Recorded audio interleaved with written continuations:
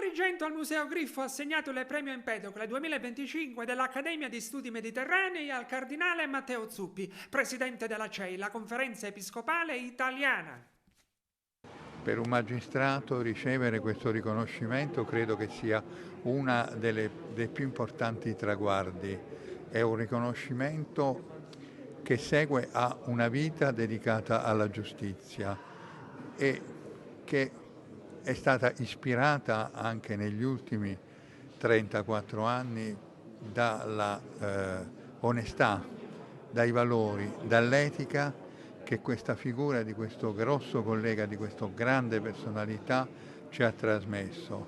È un messaggio importante, è un messaggio per noi magistrati che continuiamo a seguire le sue impronte e che giornalmente ispiriamo la nostra attività alla etica, al diritto, alla giustizia, ma è anche un messaggio per i giovani a cui noi cerchiamo di trasmettere questi valori che sono veramente fondamentali e su cui si deve fondare la società attuale ma soprattutto futura. Ma intanto vorrei dire che questo riconoscimento va declinato al plurale, quindi è un premio alla squadra, al comando provinciale, alle donne e agli uomini che sono costantemente impegnate su questo territorio per garantire la sicurezza. Sicurezza che va intesa in un'ottica di partecipazione, quindi assieme alle altre forze di polizia, alla prefettura, alla magistratura, operiamo su questo territorio per garantire appunto legalità, giustizia e sicurezza ai cittadini. Quindi è un riconoscimento che apprezziamo, ma non è un punto di arrivo sicuramente, ma un punto di partenza. Allora, è un premio che va a mettere in risalto coloro che nei propri ambiti lavorativi contribuiscono al benessere della comunità, danno un contributo notevole sotto il profilo scientifico, quindi negli ambiti, come ho detto, di rispettiva competenza. Il loro contributo è sicuramente un valore aggiunto, non solo per il nostro territorio, ma per tutta la comunità accademica. Quindi questa è l'importanza di questo premio che, come sappiamo, si riferisce a due persone, che una del nostro tempo, quindi moderno, Paolo Borsellino, a cui è dedicato, e l'altro al nostro pensatore Empedocle. Quindi sono due persone differenti perché hanno vissuto epoche differenti, ma che a mio avviso sono accomunate da un percorso unico, e che è quello proprio della valorizzazione dell'uomo, dell'essere umano, della dignità umana, ma oltre ad avere contribuito entrambi in epoche differenti a rendere una società più giusta.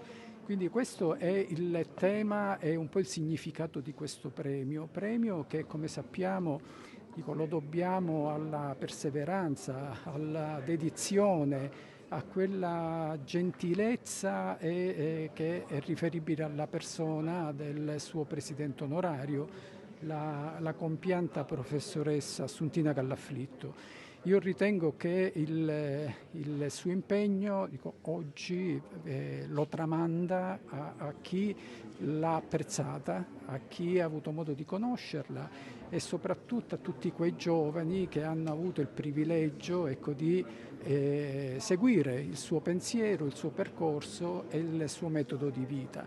Quindi questo in breve sintesi è tutto ciò che viene compendiato nel premio che oggi viene consegnata a tante persone di grande valore, di grande spessore culturale. Quindi a loro va il mio applauso e il mio compiacimento.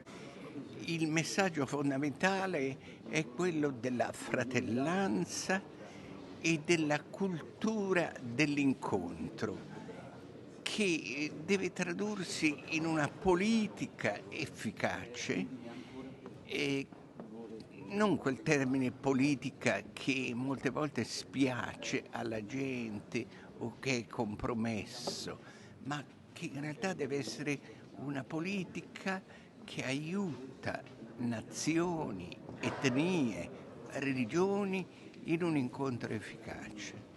Come si costruisce il bene comune?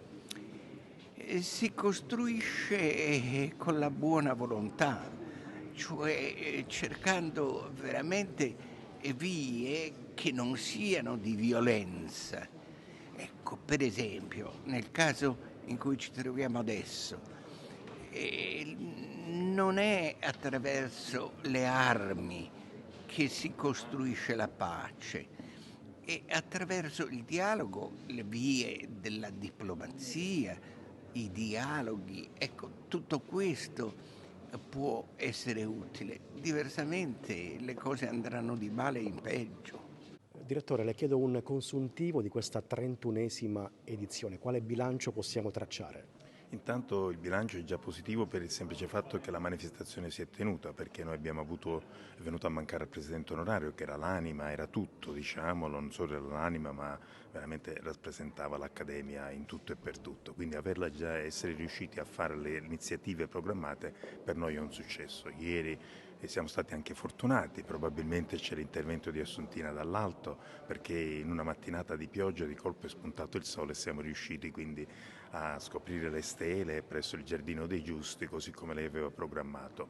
Anche oggi è stata un'altra giornata, questa è l'assegnazione dei premi, lei teneva molto alle personalità che oggi sono presenti, tiene a tutti gli altri, però qui vi erano anche delle persone a lei molto care, quindi è stato giusto come dire, completare. Io ringrazio tutti, non solo quelli in loco, perché per poter portare in un mese, impossessarsi diciamo, di quelle che sono le questioni dell'Accademia in senso anche organizzativo per come è stato, quindi devo ringraziare sia chi mi ha collaborato qui a livello agrigentino ma anche chi ha collaborato a livello nazionale, sia io parlo del comitato scientifico, Mezzasalma, Don Andreini, Roncalli, gli addetti stampa, ecco c'è stato veramente un coro unico di partecipazione con il Presidente D'Alcovolo per riuscire a portare a compito questa manifestazione. Quindi io sono soddisfatto perché averla, come dicevo, già realizzata per noi è una cosa importante, lo dovevamo fare, questo era che lo dovevamo fare in onore di Assuntina, proprio farlo. Non farlo sarebbe stato venire meno a quello che era il desiderio di Assuntina.